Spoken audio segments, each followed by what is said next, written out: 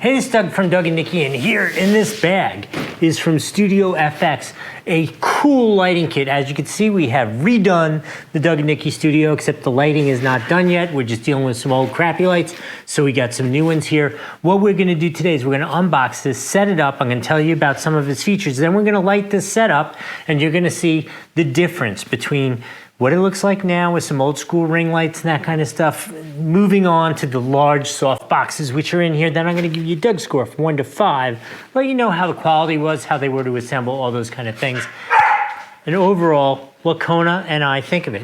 All right, so let's open it up, see what's inside. I'll tell you a little bit about its features. Number one, obviously it comes with this really nice carrying case carry bag.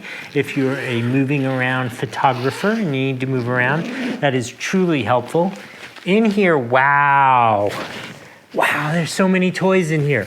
Okay, let's start with, there are 12 of these lights equaling up to 2,400 watts of 5,400 Kelvin daylight balanced light.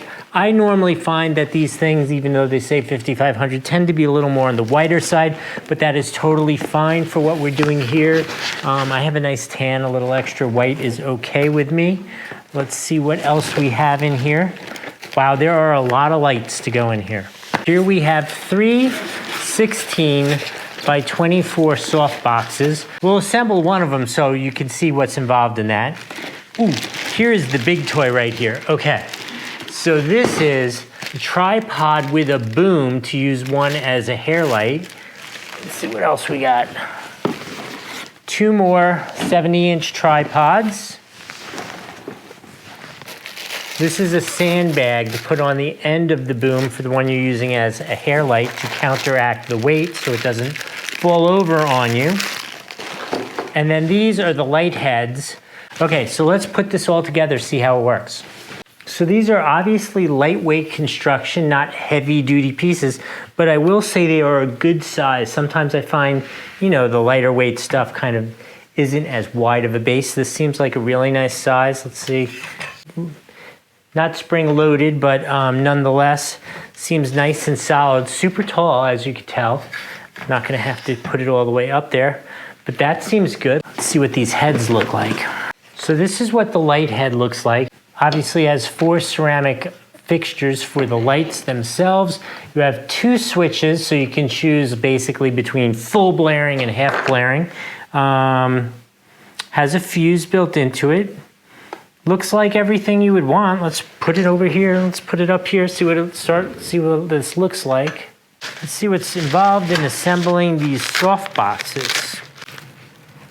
Okay, so I will say these are a little more old school. I've had some recently where it really comes pre-assembled and then the soft box just folds open, but this one's gonna be, we're just gonna slide the beams through and stick it into the mount there. All right, so that's what that looks like assembled. Let's put a couple light bulbs in there. Okay, so this is what one looks like assembled completely on. That is full blast, half blast, and off. So here's what I'm gonna do. I'm gonna put the other 2 together, assemble it, set it up, and then I'll use it as the studio light and you can evaluate it and I'll give you that Doug score overall, how I think they look and how they've gone together, that kind of stuff. All right, let's go put them together and set them up. Okay, here we are. The lights are all set up. I am sitting under this. I hope you can see it in the camera. So there is a mix of good and bad with this set. I think the biggest weak point is going to be this stand that the hair light is on is not going to survive more than 5 minutes. I'm waiting for it to come down on my head. The other thing which isn't so good or seems weaker are the actual light heads. They seem very plasticky, very cheap when you put the light bulbs in. Let's kind of be gentle with it. Now, obviously, this is not an expensive set. So I have 2 fabulous lights here in front of me. This light I believe to be fabulous also, but it's just the stand itself can't support it. Let me turn it on so you can see what that looks like. Does that look good? Better or worse? It's very close. I'm gonna get a different stand and move it up a little higher, but I am gonna keep the light and use it. Let me get the camera and I'll show you what this looks like. Okay, so just so you can see, I'm pretty sure you can see the bend in that. There is a nice arc on that. Even this one, you see how it's bent? And this is their own equipment. It's not like I put something heavier on it than it's supposed to be. Let me show you from another angle. I don't know if you can see what that looks like, and if I move it at all. Oh, that is definitely not gonna survive the evening. Okay, so, you know, it kind of is what it is. Just that part really is not working perfectly. Again, here's the two lights there. Let me throw this back on the stand again. Keep waiting for this to come down on me.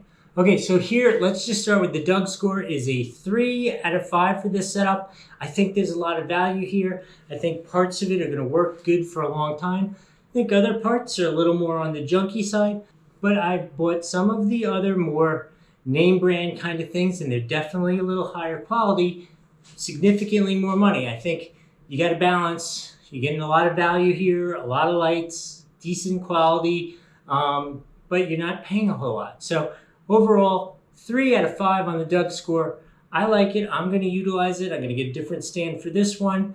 I hope that was helpful. We'll see you next time.